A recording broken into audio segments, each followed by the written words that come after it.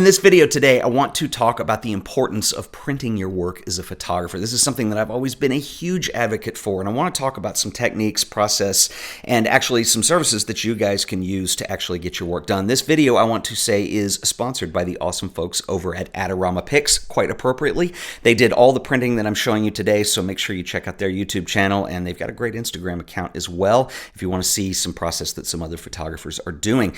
I did a talk 2 nights ago at the Amon Carter Museum in Fort Worth, and I came back from New York, went over to do this talk, and the way it worked is there were 2 of us speaking, and then afterwards we did a Q&A session. And one of the questions I got asked, and it was kind of interesting, was a younger student who asked, she shoots a lot on film, and her frustration dealt with the fact that, we live in this Instagram world where everything is just, an endless scroll of digital images, and how the tactile feel of film, she said, at what point does this get even worse? And my response to that was, well, I've got 2 things. One, it is what it is. We are surrounded by images, and most of our day-to-day is experiencing images in some kind of digital format that's shown to us on a screen.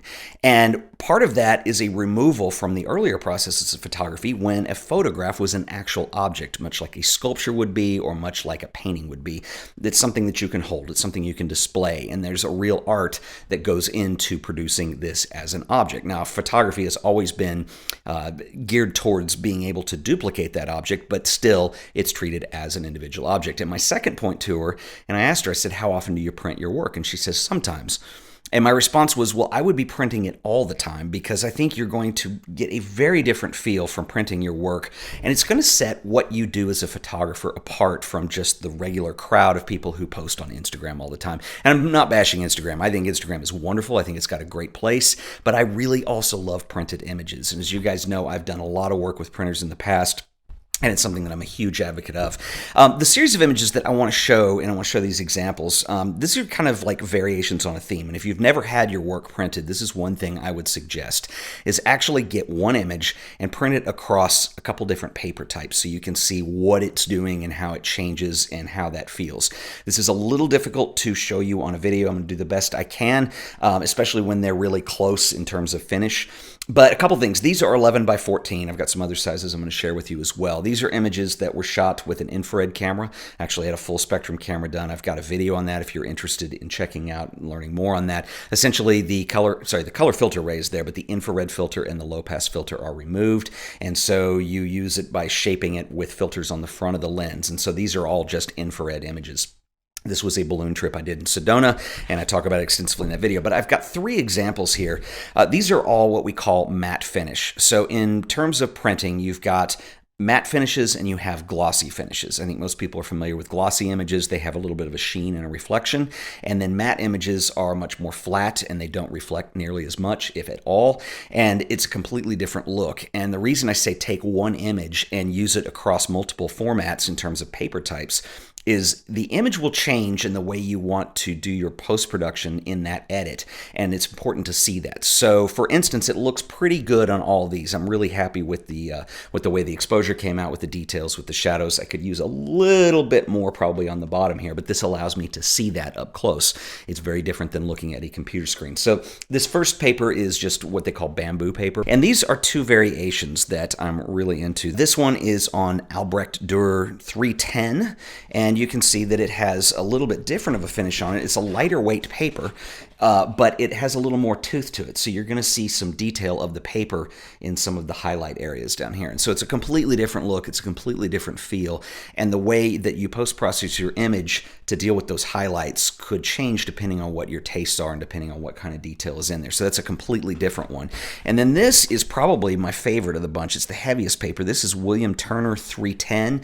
It's a very heavy paper, but it doesn't have nearly as much tooth as the other one. And so it's really interesting to see the same image across 3 different mediums. And this is what's important. I think when you start getting into printing, you want your work to look the best it can. If you're doing client work and you're printing for a client or having work done for a client, you want to be able to communicate those things and show what that difference is, because it's completely different. There's a tactile feel to it that you don't get on a computer screen. These next prints are 8 by 12, and these are color. These were not done with the infrared camera. These were done with just a Sony a7 III.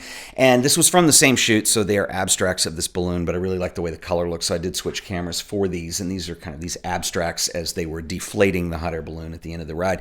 But these were both printed, and we're talking about the difference between like a gloss finish versus a matte finish, and these are kind of interesting. This one is luster, and this one is silk, so they are kind of middle of the road. They do have a little bit of a sheen on them, but they're very different, and this is really tough to pick up on the video, but you see a more of a texture on the silk version, which is something that I actually really like. And again, multiple paper types, even if you kind of know what you're going for, is going to give you a different feel. And silk isn't something that I may have picked out on my own because I'm not familiar with it, but being able to see a proof, if you will, or just a test print, it has a different look. Now, I'm also noticing that my color looks pretty good on both these, so there's not a wide range of adjustments, but if I put this on glossy, it might have a different effect. Another thing that I want to mention about these is in terms of printing your work, there's essentially two options that you've got. These are what are referred to as full bleed, so the image actually runs to all the corners from the height to the width. And so the image is actually slightly bigger, but this does create a crop. Now, this is really cool depending on how you want to present this. So I would use this if I'm going to do something where I float an image, where if you have a deep enough frame, you can actually put a shim behind it to make it kind of float or appear floating, and that's a really cool look. If you want to go with something more traditional, where you're going to put a mat around it and put it in a traditional frame, you might want to actually leave a border. And then you also have control over your crop. You'll want to cut your mat accordingly, but these dimensions may not be the same as what you got out of camera. And of course, if you shoot old school square medium format, you're going to be dealing with square images, so this is a really big crop. So those are your options that you've got in terms of size. You can leave borders, or you can go what we call full bleed. I've got a couple others here that I want to share with you, and these are really interesting because these are done on a series of glossy papers. And another thing to consider, which you would have to take this actually a step further, but something that's a super high gloss like this, you're going to be putting this under glass, possibly, if you're going to frame it, and that changes your exposure as well. So if we compare that, I'm going to show you one that, here, look, this is a really dull finish on this one. This is like a really serious matte, and I love this one. I think that it has kind of a warm tone to it. I think that as compared to some of the others, warm tone, meaning obviously it's a black and white image shot in infrared, but the highlights either go more warm or more towards a yellowish brown, or they go more towards a blue or a cooler tone. And so this has a difference on it as well. And so that's one thing that's really important to note, and another reason that you want to see multiple variations. But you can see that this one, the exposure looks really good. This one, it starts to go really dark and high contrast because it's a different type of paper. This one is a high gloss finish, whereas this one is not. And even comparing between, like, let's say the two high glosses, this one goes almost metallic, which I absolutely love. And this is a really cool look, I think, for this particular shot. I would bring a little bit of my shadow detail out, but having seen this as a proof, this is something that creates a possibility for me. Whereas if I went with, a matte finish on it, it has a completely different feel and a completely different look. And while I like this image on matte, of course, this is all personal taste, I just think it has more of a pop with the high gloss in that case. And so I probably, in terms of presenting that, would not go under glass with a high gloss, and I would just bring my exposure out and work on the post-processing to fit the paper type. But this is a really interesting thing to do, and I think it's unfortunate because there is a little bit of work involved that more photographers don't actually print their work, because there's so much you learn about what you're shooting in all of this, because actually you're bringing this into the presentation level. One last thing I want to share with you guys, which is something that I'm working on, and I hinted at this in a video a couple of weeks ago when it came, because I was really excited that Adorama Pix had this printed for me. And it is this, which is a book of my infrared images. And I've had a few people already ask me, when is this going to be available? This is a total work in progress. This is just kind of a proof copy that I've got right here. But I love it. And you have several choices in terms of having books printed. Adorama Pix are probably my favorite right now. I really love the way this is done. A lot of times when people say, quote unquote, photo paper, this is a really heavy photo paper, and it looks just absolutely fabulous, as you can see from the images here.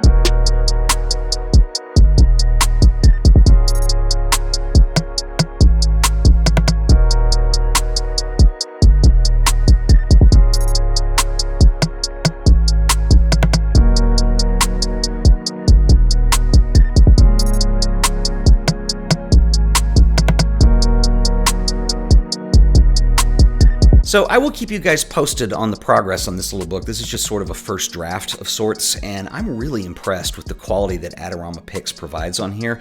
I've done some other print-on-demand services, and I think this is one of the best looking you can possibly get. And so I do want to give a shout out to them and thank them for making this video possible. If you want to save some money at Adorama Pix, go over there. You can use an offer code, which is TED20 off. I will put that underneath in the show description.